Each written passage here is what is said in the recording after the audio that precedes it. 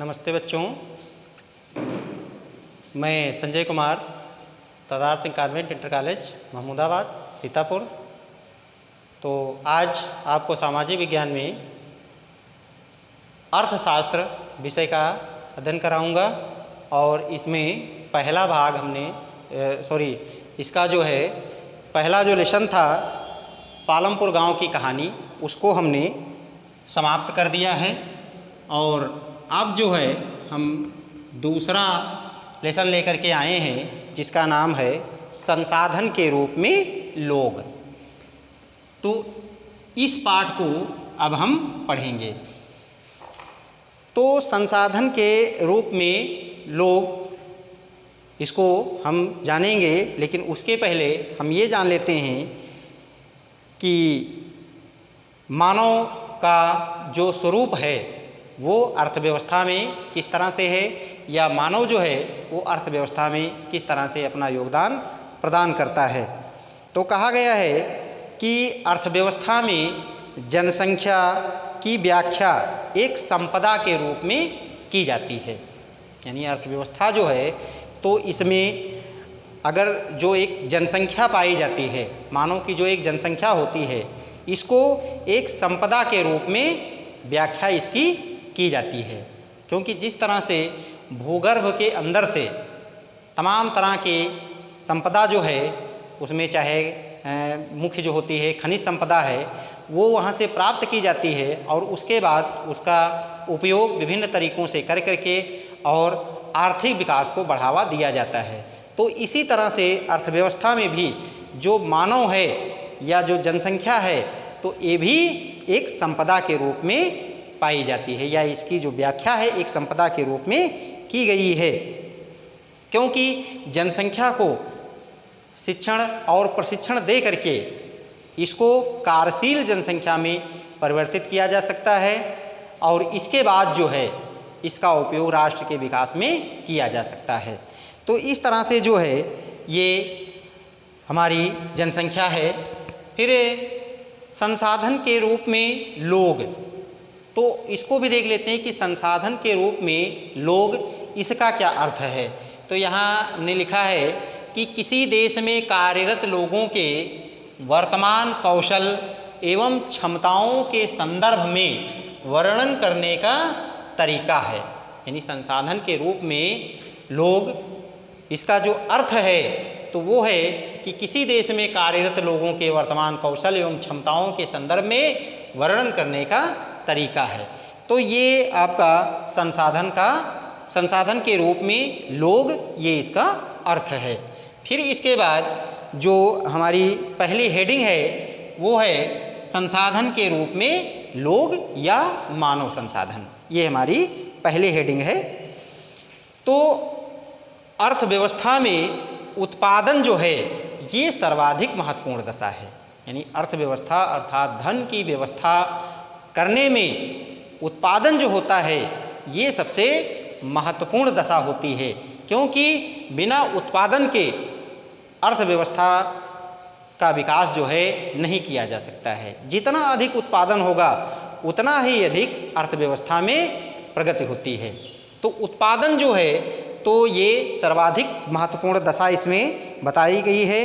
और उत्पादन की दृष्टि से जनसंख्या पर विचार करना सकल राष्ट्रीय उत्पाद के सृजन में उनके योगदान की क्षमता पर जोर देते हैं। यानी जनसंख्या पर विचार करना सकल राष्ट्रीय उत्पाद के सृजन में उनके योगदान की क्षमता पर जोर देते हैं कि जितनी अधिक जनसंख्या जो है हमारी शिक्षित प्रशिक्षित होगी उतना ही अधिक वो उत्पादन करेंगे। जनसंख्या का विशाल आकार वस्तुतः सकारात्मकता का सूचक होता है, लेकिन भोजन, शिक्षा और स्वास्थ्य सुविधाओं की पहुंच से संबंधित समस्या होने पर इसे नकारात्मक पहलू भी समझकर नकार दिया जाता है। क्योंकि अगर स्वास्थ्य है, शिक्षा है, भोजन है या खाद्यान्न है, ये अगर उपलब्ध नहीं होते हैं तो यही जनसंख्या जो है निष्क्रिय जनसंख्या मानी जाती है। लेकिन अगर शिक्षा, प्रशिक्षण और भोजन, स्वास्थ्य सेवाएं ये अगर उपलब्ध रहती हैं तो वही एक जो जनसंख्या होती है तो वही कार्यशील जनसंख्या में परिवर्तित हो जाती है और वही अर्थव्यवस्था में विकास करती है या अर्थव्यवस्था में अपना योगदान देती है। मानव पूंजी को और अधिक प्रशिक्षण देकर अच्छा और उत्पादक बनाया जाता है, तब इसे मानव पूंजी निर्माण कहा जाता है। अर्थात यहाँ पर कि मानव पूंजी को, वही जो मानव है या जनसंख्या जो है, तो उसको प्रशिक्षण देकर अच्छा और उत्पादक उसको बनाया जाता है, इसे मानव पूंजी निर्माण कहा जाता है। कि जैसे एक बालक होता है और उसको जो है शुरुआत से ही शिक्षा प्रदान की जाती है, उसके बाद जो है वो ज्यों-ज्यों आगे शिक्षा प्राप्त करता जाता है, त्यों-त्यों वो नए प्रकार के जो कार्य होते हैं उनको वो सीखता जाता है, और उसके बाद फिर वो किसी प्रकार की व्यावसायिक शिक्षा जो है वो प्राप्त करता है या अन्य किसी प्रकार की वो शिक्षा प्राप्त करता है, और उसके बाद जो है वो अपने शिक्षा के द्वारा जो है वो अर्थव्यवस्था में योगदान देता है। जैसे एक बालक पढ़ता है और पढ़ करके वो डॉक्टर बनता है जा करके, तो डॉक्टर बन करके वो फिर क्या करता है, वो स्वास्थ्य सुविधा में अपना सहयोग प्रदान करता है, अर्थात जनसंख्या को वो स्वस्थ रखने में अपना योगदान देता है।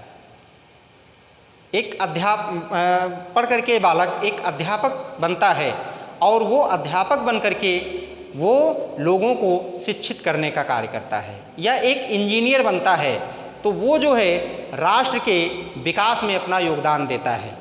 तो इस तरह से जो है जनसंख्या को प्रशिक्षित करके जो है उसको तैयार करना मानव पूंजी निर्माण कहलाता है।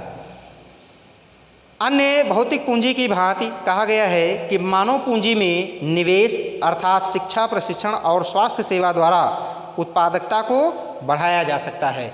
और ये इससे सिद्ध भी हुआ है कि जैसे भारत में उत्पादन में कमी थी, लेकिन अमेरिका से हरित क्रांति को अपनाया गया, ग्रीन रिवॉल्यूशन को अपनाया गया, और उसके बाद जो है यहाँ के किसानों को प्रशिक्षित करके उनको हरित क्रांति के बारे में बताया गया, और लोगों ने उन तरीकों को अपनाया, और उसके बाद खाद्यान्नों में बढ़ोतरी हुई।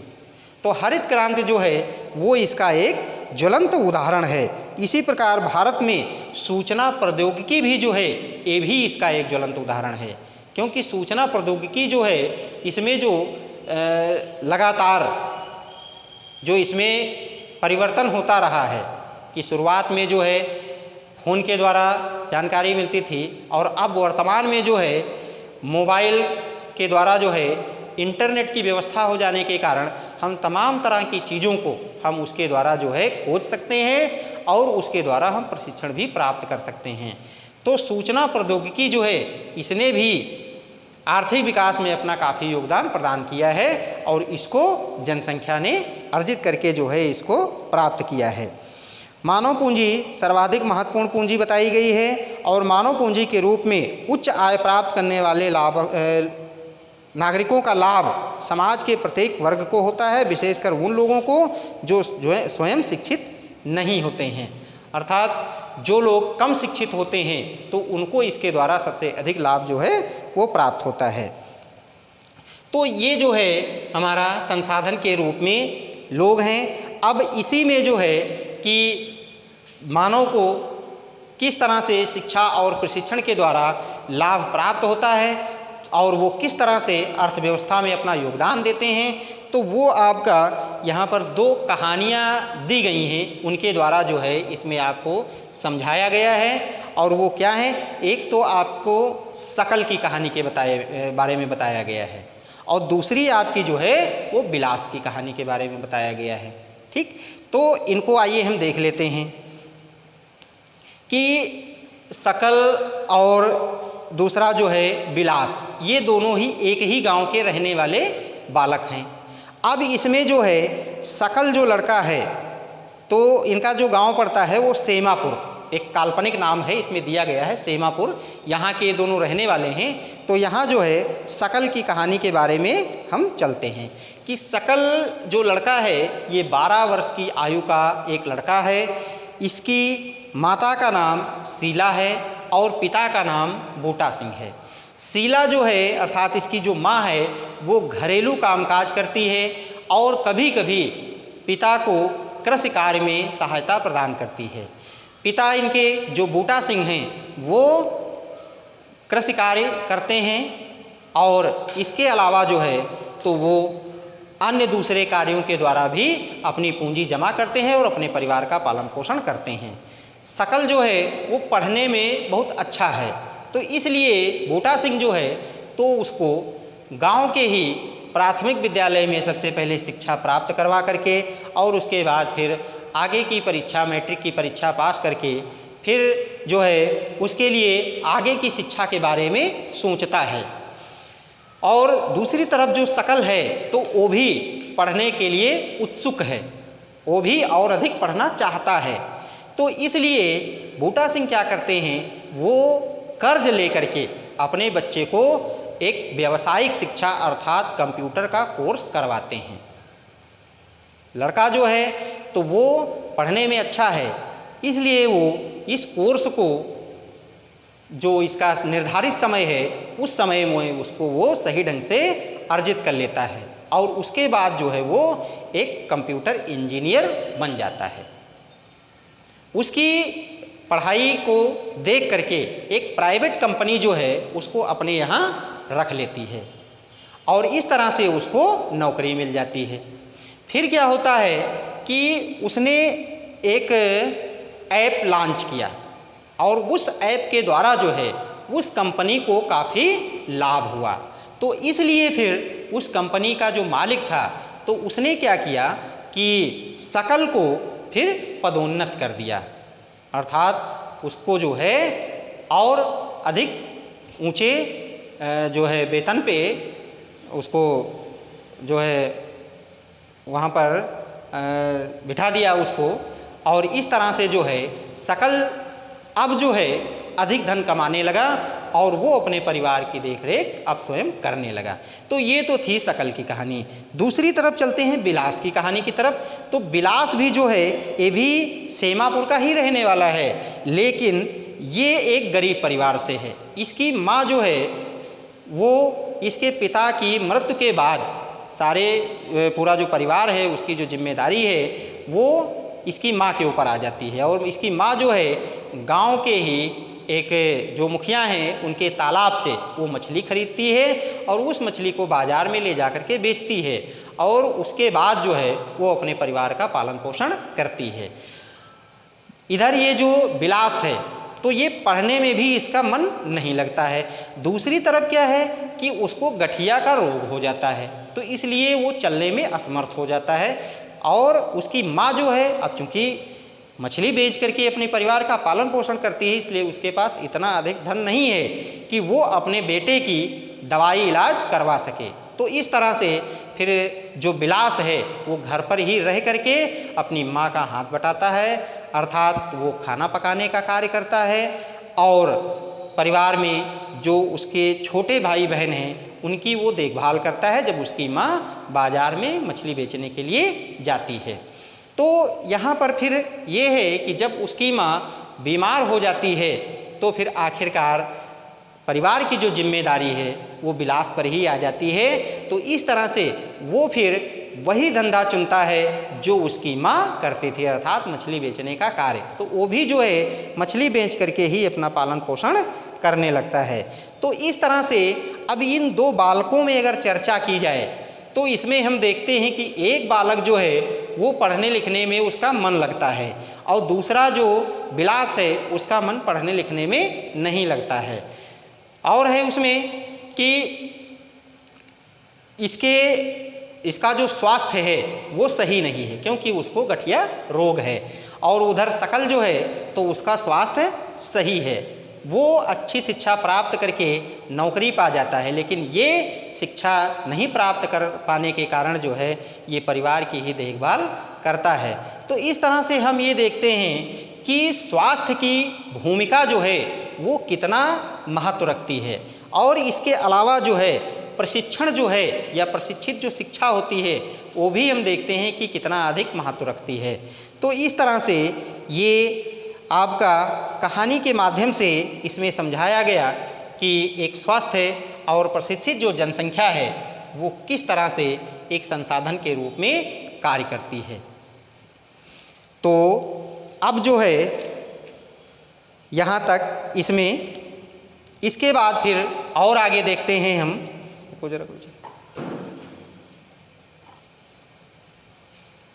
दूसरा बिंदु जो है वो है आपका पुरुषों और महिलाओं के आर्थिक क्रियाकलाप। तो इसमें हम देखेंगे कि अर्थव्यवस्था की दृष्टि से विभिन्न क्रियाकलापों को 3 प्रमुख भागों में बांटा गया है, और वो 3 प्रमुख जो भाग हैं वो हैं आपके प्राथमिक क्षेत्र, द्वितीयक क्षेत्र और तृतीयक क्षेत्र। तो प्राथमिक क्षेत्र के अंतर्गत क्या क्या आता है, इसमें आपका कृषि एवं कृषि संबंधी उत्पाद, जैसे इसमें एक तो कृषि करना तो आपका आता ही है, खेती करना। इसके अलावा जो है इसमें आपका मछली पालन है, मुर्गी पालन है, कुक्कुट पालन है, बकरी पालन है, मधुमक्खी पालन है, ठीक, और खनन।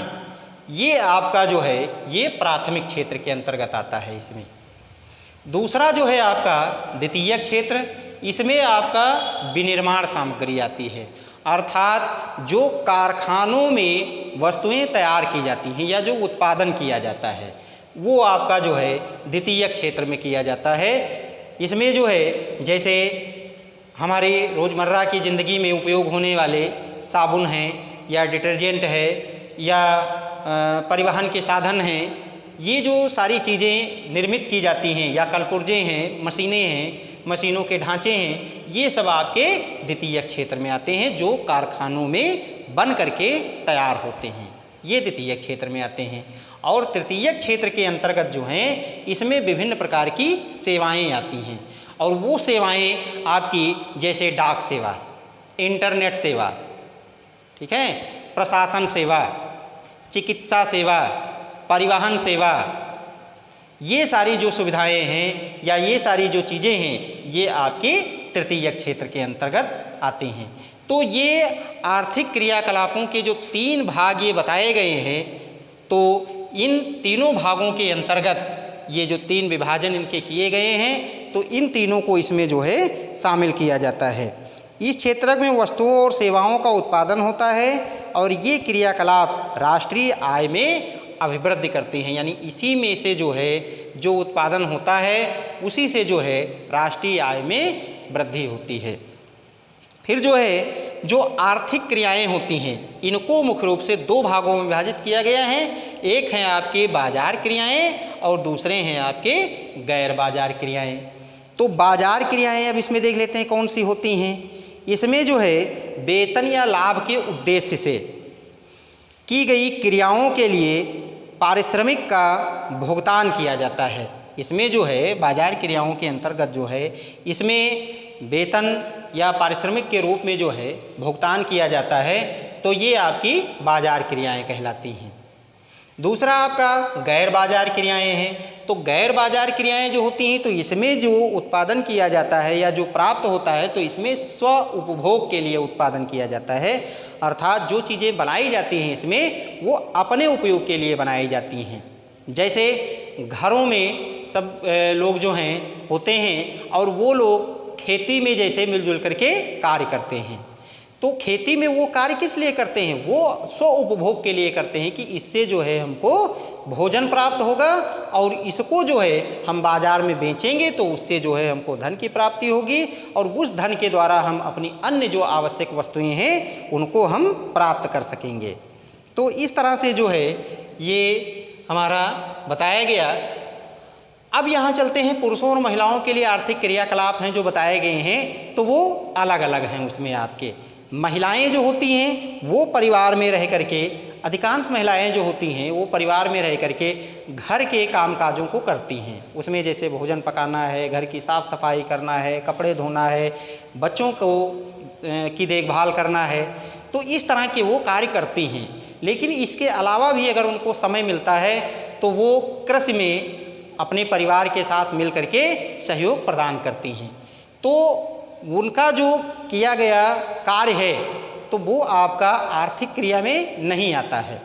वहीं दूसरी तरफ जो पुरुष वर्ग होता है वो खेतों में खेती करता है, उससे उत्पादन करता है और वो जो उत्पादन करता है तो उस उत्पादन के द्वारा वो अपने परिवार का पालन पोषण करता है, बच्चों को शिक्षित करता है, अपने परिवार से जो संबंधित वस्तुएं हैं या जिनको हम कह सकते हैं उपयोगी जो वस्तुएं होती हैं उनको वो खरीदता है बाजार से। तो इस तरह से उसके द्वारा जो किया गया कार्य होता है वो आपका जो है उत्पादन संबंधी या आर्थिक क्रिया के रूप में उसको जाना जाता है।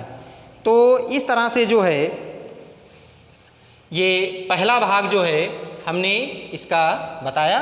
इसके बाद फिर अगला पार्ट जो है हम फिर लेकर के आएंगे। तब तक के लिए धन्यवाद।